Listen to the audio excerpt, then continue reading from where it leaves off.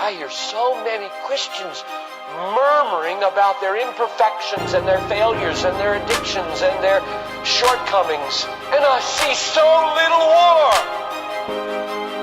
Murmur, murmur, murmur. Why am I this way?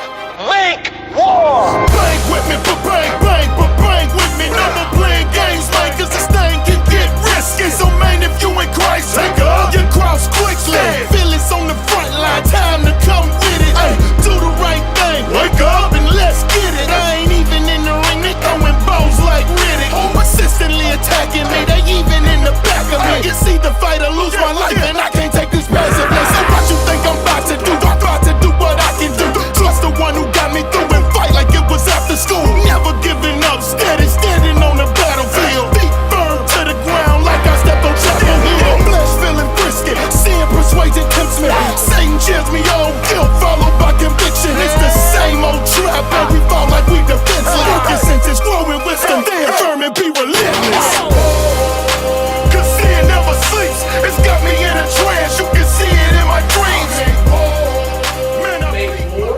And tonight we're going to be talking about how are we attacked. Last week we talked about why do we fight, and this week we're talking about that. And I don't know if you know this, but I split up the girls and guys because generally y'all have some differences.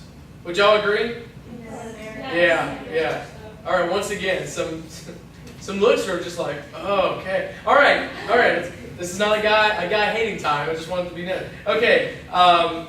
So what we're going to be doing tonight is we're going to actually be talking through the story of Leah and Rachel from Genesis. If you want to follow us along in your Bible, this story is found in Genesis 29 and 30.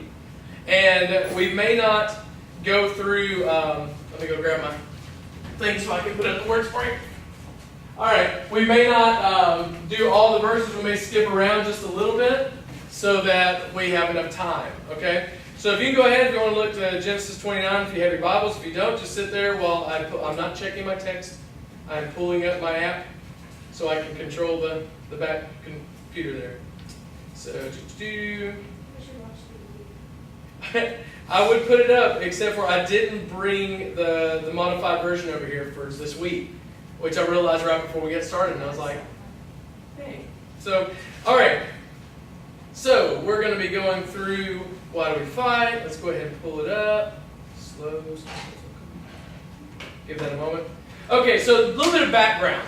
A little bit of background about this particular story, okay? Jacob, this is the Jacob, when they say, the God of Jacob, the God of Isaac. This is the Jacob we're talking about, okay?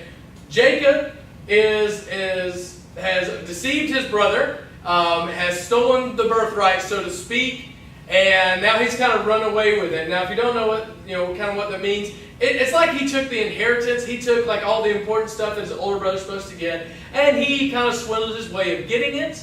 He got the birthright, and now he's kind of out on his own because his brother Esau might kill him. Okay? Because he's not very happy about it. All right? So, what happens is he comes to this new land. His father says, all right, go off to the place where Laban lives. Laban is my brother-in-law. There you can find, he'll have some he'll have some daughters, and you should go marry one of them. I know you're thinking, brother-in-law marrying the daughters, weird. It's not weird back then. Okay, just so you know. So anyway, so he goes to do this. All right, he goes to this well. Okay, and he's at the well, and Rachel comes up. All right, you have Rachel and you have Leah. They both kind of come up at the same time. Okay, and this is kind of what happens. Jacob sees Rachel, right? He sees Rachel, and it's like, oh, Rachel, that's the pretty one. That's the one I want, okay? So what happens is it comes to this conversation, he's got to talk with him, okay? My phone's not working for the app. Audrey, would you mind going back there and clicking for me? Follow through. I think it's so important. Thank you. All right. So this is kind of how it goes. You go ahead and click to why are we fighting. You click on it, girls section, and then the first or second slide. I think it's the second slide. All right. Just to kind of give you a little backdrop knowledge. Laban, the brother-in-law, knew that Jacob was coming. They had sent word to him. Okay, just so you know, so it's not like some random thing. There's no Facebook, there's no cell phones, there's nothing like that. Sent a messenger to go tell him that he's on his way. All right, and good. After Jacob's where we're going to be starting. All right, so after Jacob has stayed with Laban for about a month. Oh, the one thing I forgot to tell you, it's kind of crazy, is like Jacob saw Rachel, and he was like, man, that's one pretty lady, and he goes up and kisses her. Okay, he's like, hey, yeah. And she cries. We're not reading that part, but it's like, and he's like, no, I'm related to you, and that made it better.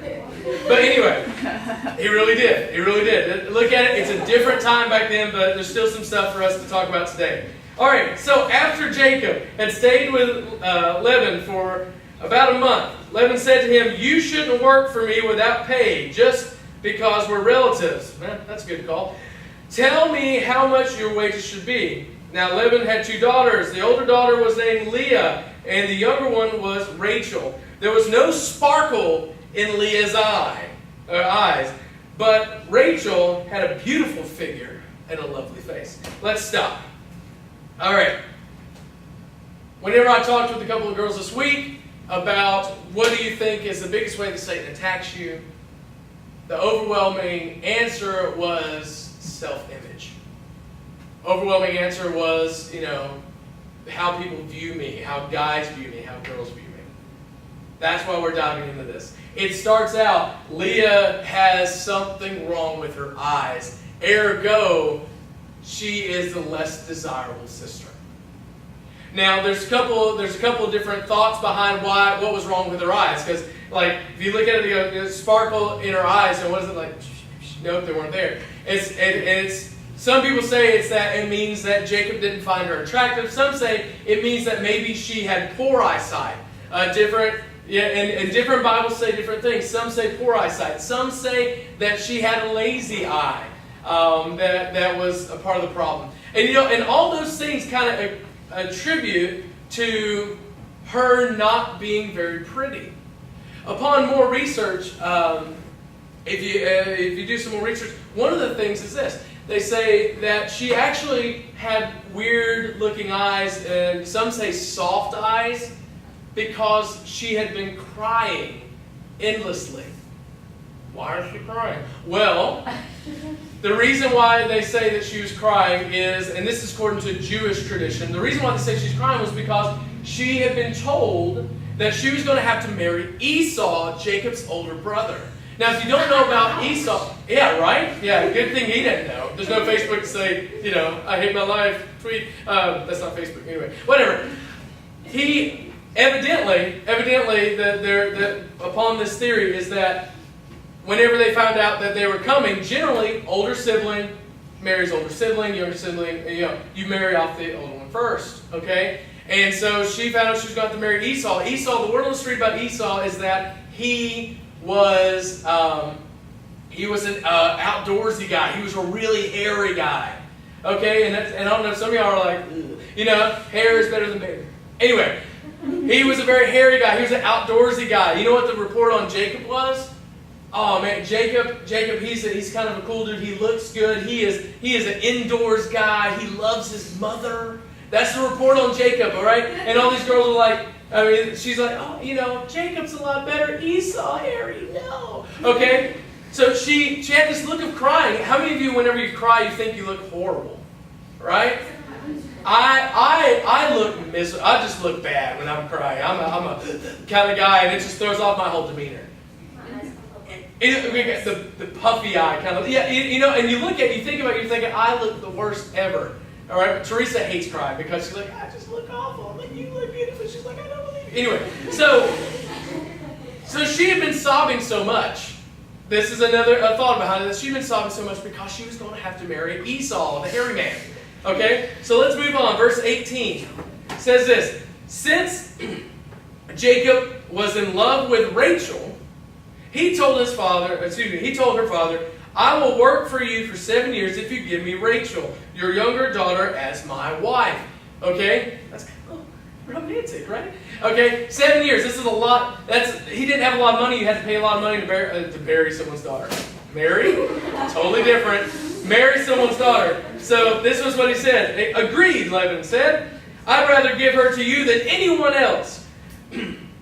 Excuse me, stay and work with me. So Jacob worked 7 years to pay for Rachel. But his love for her was so strong that it seemed but a few days. Right? It was 7 years just went by because this lady is so beautiful. It didn't even matter, okay? How romantic. You know, and it sounds like something like in the Notebook or something like that. Oh, they worked for so long. Right? Anyway, we're not going to get into why the Notebook's wrong. All right. Verse... They do. There's a lot to it. Okay, so, next part. 21. Finally the time came for him to marry her. I have fulfilled my agreement, Jacob said to Laban. Now give me my wife so I can sleep with her. Just so you know. You're like, wow, that's forward. How marriages work back then, whenever you slept with the other person, you were married then. That's what made the marriage binding. Service, yay, that's not what makes it official. The deed makes it official. Okay, so he's like, hey, I want to get married. That's what he's saying here. Okay, so you know, wow, how rude. No, it's not that. That's what he's saying. Okay, so 22. So Laban invited everyone in the neighborhood and prepared a wedding feast. Is that not what it says? No, Yeah. but I'm like, It says you. why did you say It's Leah? Jacob. Yeah, that's a story. This is what's happening. Stay tuned. Let me read. So this is what happened, spoiler alert. Don't read ahead. All right. So Laban invited everyone into the neighborhood and prepared the wedding feast. But that night, when it was dark, and they didn't talk to each other, I guess, Laban took Leah to Jacob and he slept with her. This was the old switcheroo. This is what happened, okay? So yes. Okay, so you're thinking, what? Or, por qué? You're thinking, this doesn't make sense. What? Why? What in the world? Okay, for Leah, dream come true. Okay, you may be thinking, why would she even go with that? One, she doesn't have a lot of choice. Two, Esau's in the background. You know what? If I just get this guy, my life will be made. That is what Leah's thinking. Okay. You know what? I'll never get married. Oh, this is a great plan. Once I'm married, he'll love me. Okay? That's what she's thinking. So, that happens. Yes, that happens. They don't talk to each other back then. So, in the dark, no lights. Whoops. Anyway, verse 24. Laban had given Leah a servant, Zipporah, to be her maid. That's good to know for later. But, you know what? Just go with it. All right. But when Jacob woke up in the morning, it was Leah. Ah! What have you done to me? Jacob raged at Laban. At least he's not yelling at Leah. Okay. Raged at Laban. I worked 7 years for Rachel. Why have you tricked me? Okay. Leah's probably not enjoying this moment. Okay. This is not like, oh, morning. Oh, hey, honey. Honey, whoa. Okay. You and your non-sparkly eyes. Okay. So this is what happens. Okay. It's not custom. This is the conversation between Laban and Jacob. It's not our custom. It's not our custom here to marry off the younger daughter ahead of the firstborn. It's like taming of the shrew. Laban replied, "But wait until the bridal week is over. Then we'll give you Rachel too, provided you promise to work another 7 years for me." Okay. So Jacob agreed to work 7 more years. A week after Jacob was married to Leah, Laban gave him Rachel too. That's so romantic, right? Yes. Give you Rachel too, meaning like both of them. Also, now, yes, polygamy is common during this time, okay? It's not right by God, but it is common, just to be clear. Okay, so, so romantic, right? Oh, he's going to work 7 more years for Rachel, okay? So, but really, he just waited a week and then he had to work more. All right, so, and Laban, continuing on, Laban gave Rachel a servant, that name, to be her maid. So Jacob slept with Rachel too, now they're married, and he loved her much more than Leah. Sorry. He then stayed and worked for Laban for additional 7 years. When the Lord saw Leah was unloved, He enabled her to have children, but Rachel could not conceive. So Leah became pregnant and gave birth to a son she named Reuben. For she said, "The Lord has noticed my misery, and now my husband will love me." God sees Leah's plight, okay? She's struggling. She's married to a man that doesn't love her, loves her sister more. She's the original wife, albeit by trickery, but she's the original wife. Now, the name means a lot here that she gives him. She gives Reuben this name. The Lord has noticed my my misery. There's no comment. That's not a falling asleep, a ministry and misery. Anyway, and now my husband will love me. What does Leah covet most? This is the answer question for y'all. Love from whom? Jacob's love. She finds her worth in the love of Jacob.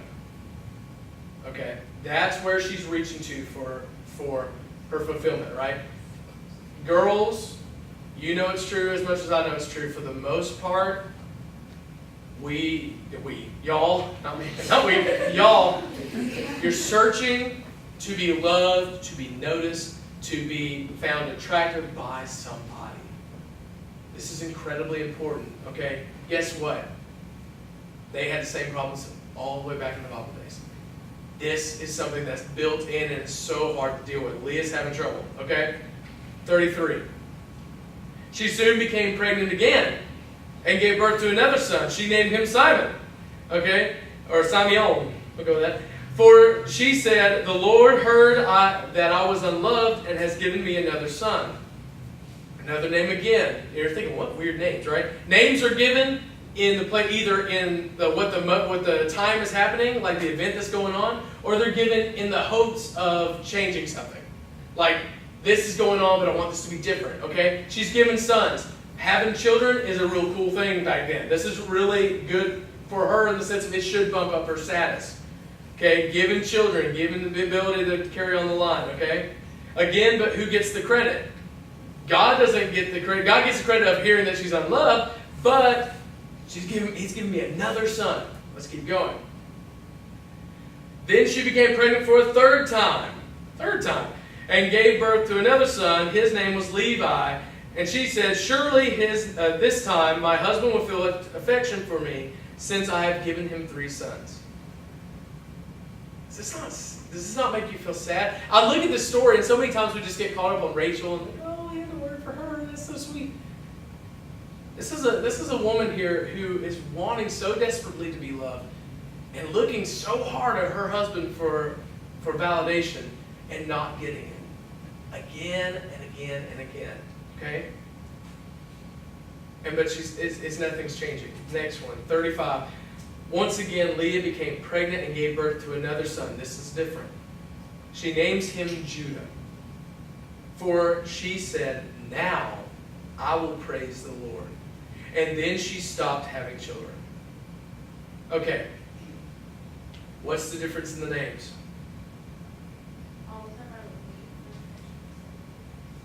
They're looking for affection. Oh, this is going to change. This is going to change. God's going to change. My husband's going to be like this. And then you have the fourth son, Judah. The name is literally just giving praise to God. She finally realizes, okay, you know what? God, I got to look to you for my validation. It's not coming from my husband. It's not going to. I got to look to you. Okay? So, chapter 30. Moving on. When Rachel saw that she wasn't having any children for Jacob, she became jealous of her sister. Has that ever happened? A woman get jealous of another woman? Yeah. Okay. Just seeing. Still happens today, folks. Some of y'all give me looks like it's happening right now. All right. When Rachel saw, I just read that. Sorry. She pleaded with Jacob, "Give me children, or I'll die." Okay. What, and I would probably have the same reaction that Jacob did, okay? So she's getting, Leah's getting her self-worth from her husband's love. That's what she's struggling with. Rachel has her husband's love, but she's getting her self-worth from the ability to give her sons to her husband, to be successful, for him to see what great things she's doing for him. Okay? So she has some troubles too, okay? So this is Jacob's response. Then Jacob became furious with Rachel. Am I God? He asked. He's the one who's kept you from having children. Kind of a low blow if you want to put it out there. You know? Am I God? He's the one keeping you from giving me a baby. Ouch, right? That's pretty painful. Okay, now she's getting desperate. Okay, she's so wrapped up in how she's got to please her husband this way that she is going to do things that she doesn't need to do. She doesn't look to God for this. She doesn't look to God for this. She looks to her own means to fix her need. Okay. Then Rachel told him, "Take my maid, Baha, and sleep with her.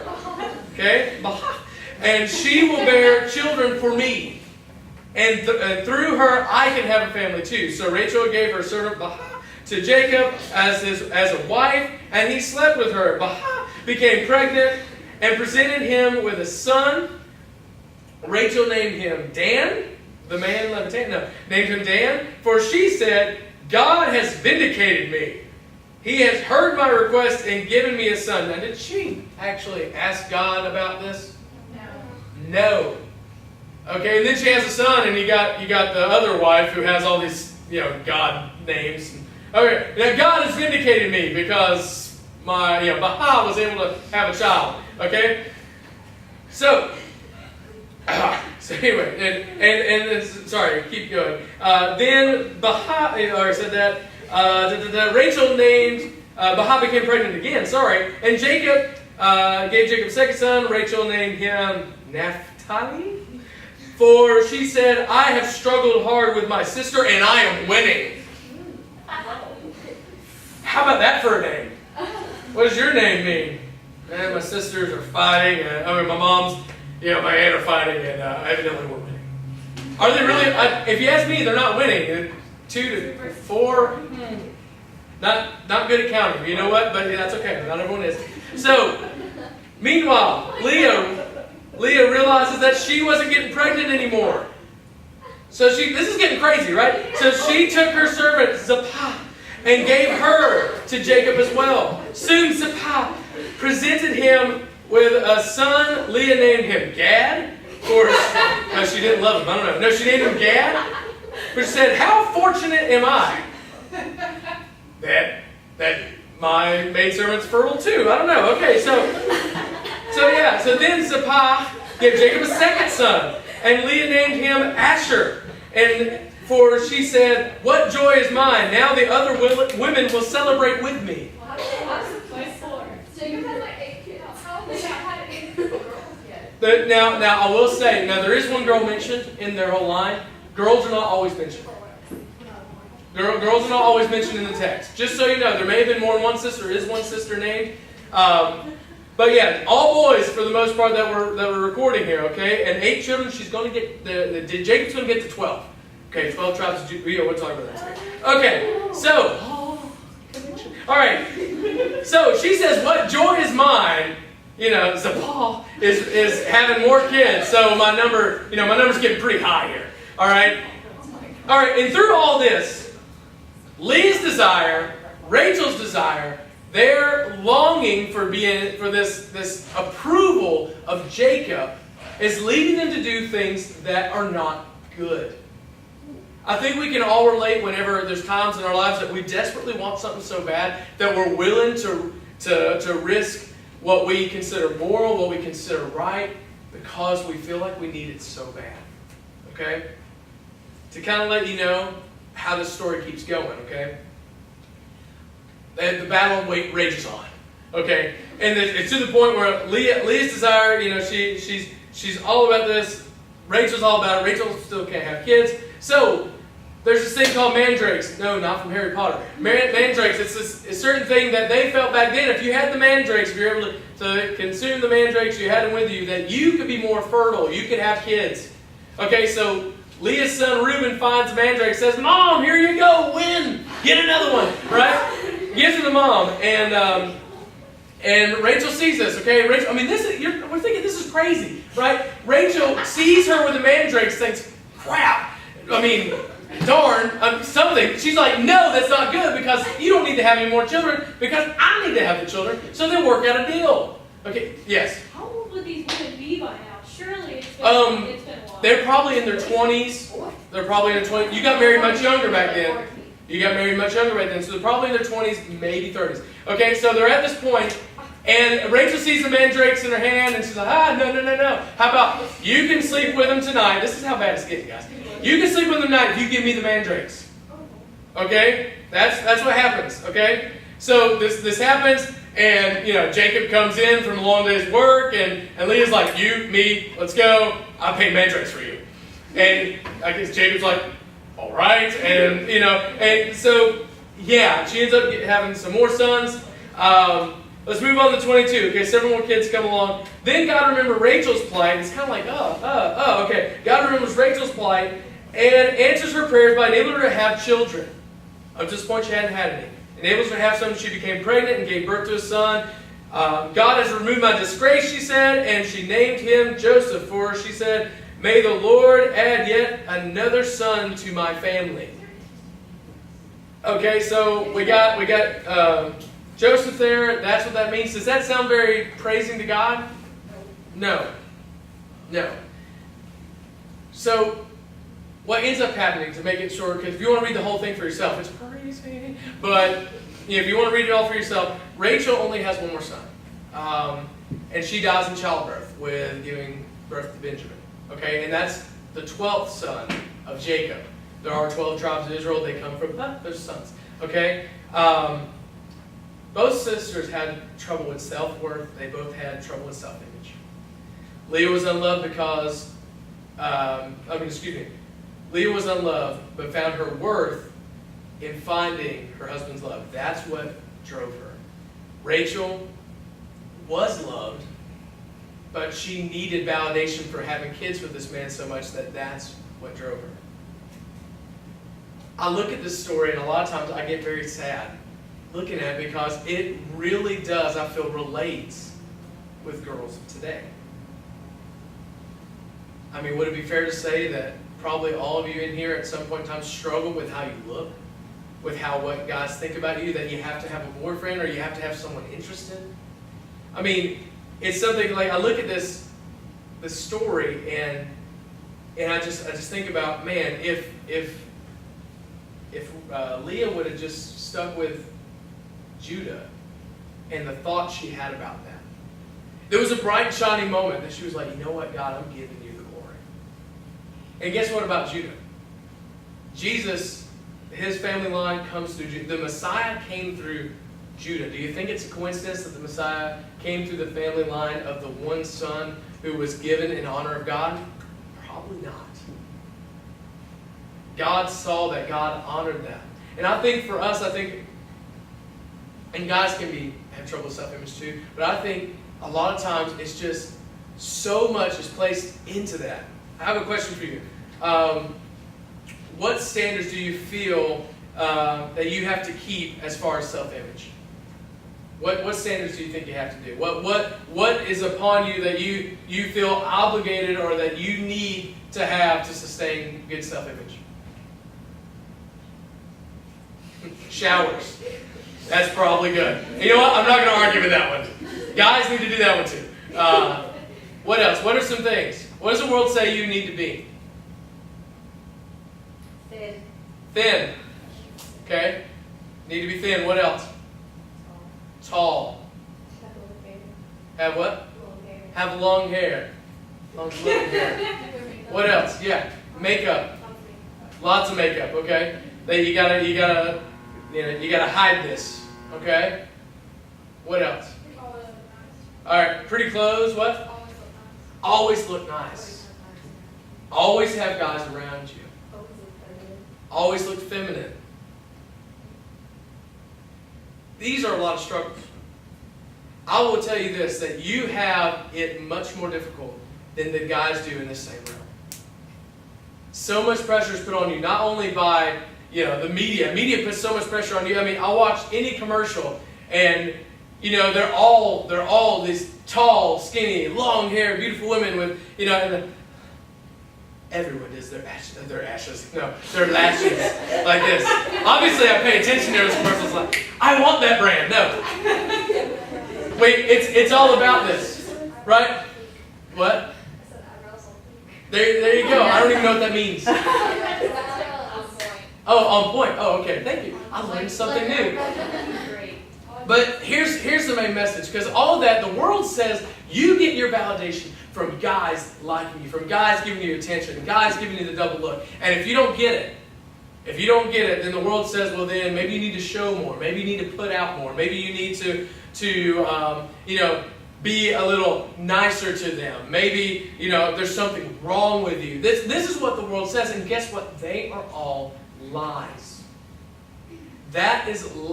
All those are lies from the world. Do you know what makes you pretty? What makes you beautiful? I agree. That's a good thing. The inside makes you beautiful. I agree with that. Who made your inside? Who made your out? God. God made you. And He didn't just make you. It wasn't like, there we go, got another one made. All right. No. He meticulously made you. Okay? Miss Andrew, would you come up here? I didn't ask her before, so. She's going to hand you a card. I'm into cards lately, so I apologize for all the cards I'm giving. Will you make sure everyone gets one? I need to take one, though, because I need to be off there. It to me, and whenever I look out, I look at y'all and I see you live life, I see for a lot of you the struggle that is your self-image. You feel like you're not tall enough. You feel like, that you're not big enough in the front. You're too big in the back. You feel like all these different things that you got to live up to, and God has made you beautiful. And it's nothing that no man can validate that. No man can bring what God can bring to you because He made you, right? And did you give one to the adults as well? Yes. Okay. And Someone missed. and just so you know, it doesn't get easier the older you get either. So. Yeah, encouragement right there. I want to read this to you because it's so many girls that I've talked to, and I've had conversations in my office. I've had talks that they're like, man, I feel worthless. I can tell you, it's probably 20 plus people that I've had this conversation with. And it's because you're buying into the lies. I want you to look, I know it's small writing, but on the side that says, what are God's thoughts about you? This is Psalms 139, 13 through 16. You made all the delicate inner parts of my body and knit me together in my mother's womb. Thank you for making me so wonderfully complex. Your workmanship is marvelous. How well I know it. You watched me as I was being formed in utter seclusion, as I was woven together in the dark of the womb.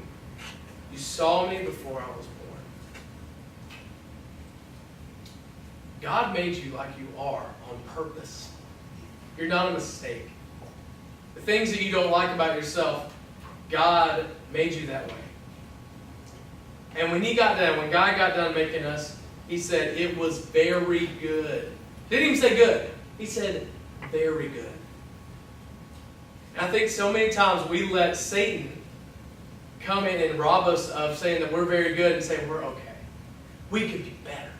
We could look better. We could have more boys liking us. We could have more things, more popularity. We could have more girls that wishing they were me.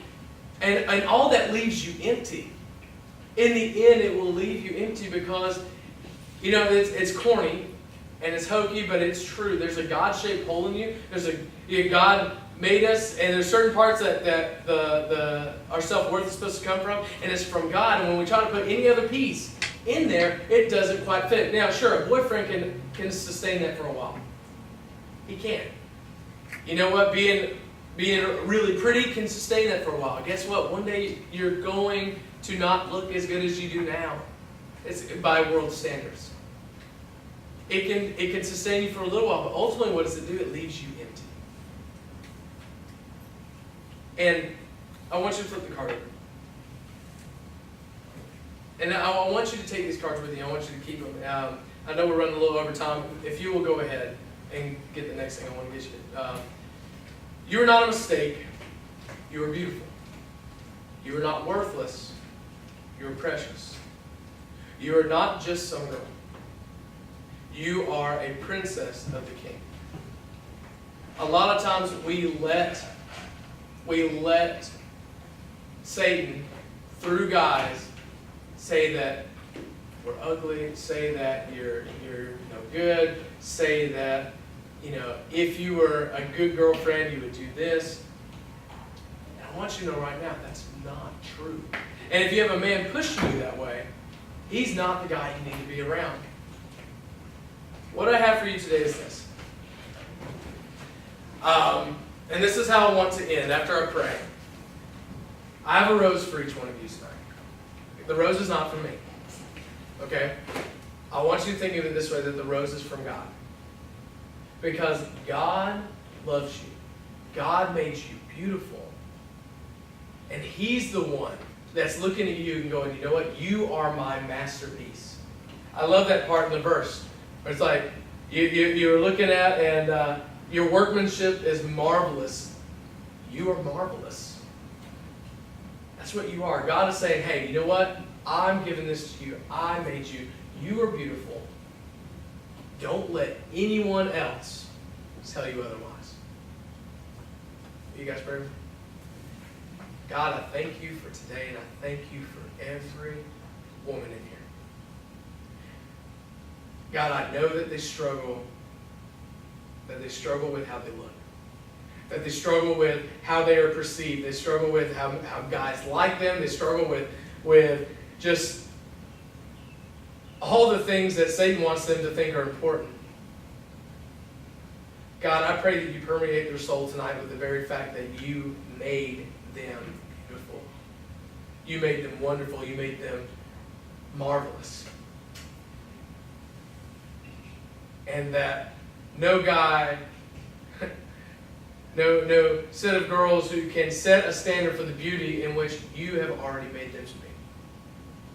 I pray, God, that you give them strength and courage to resist the temptation to think that they're anything less than your wonderful creation. They are your daughters. And I pray, God, that you help them to remember that. In your name, Lord Jesus, I pray.